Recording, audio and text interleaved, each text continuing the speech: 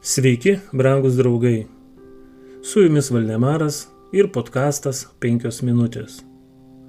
Daugiau nei pinigai. Žmonės džiaugiasi geros valios atnašomis, nes atnašavo iš visos širdies. Ir karalius Dovydas tuo labai džiaugiasi. 1 Metraščių 29 skyrius 9 eilutė. Nuo pat Dovydo valdymo pradžios vienas iš labiausiai puoselėjamų planų buvo viešpaties šventyklos statyba. Nors jam ir nebuvo leista įgyvendinti savo planų, tai nesumenkino jo uolumo. Jis pasirūpino daugybę pačių brangiausių medžiagų – aukso, sidabro, onikso akmenėlių, įvairias spalvių akmenų, marmuro ir vertingiausio medžio. Dabar visi šie brangieji turtai, kuriuos jis surinko, turi būti perduoti kitiems, nes kitos rankos turės pastatyti namus, Dievo artumo simbolį. Matydamas, kad tuoj reikės mirti, karalius sušaukė visus Izraelio kunigaikščius su visais karalystės atstovais, kad įteiktų jiems šį palikimą.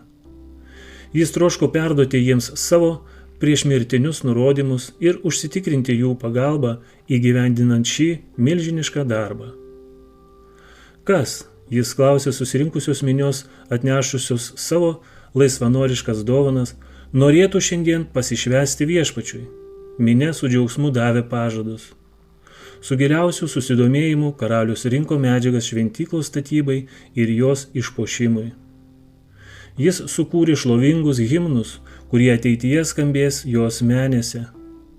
Jo širdis džiaugiasi Dieve, matant, kaip Izraelio kunigaikščiai ir vyresnieji kilniai atsiliepia į jo kvietimą ir paaukoja save šiam kilniam darbui.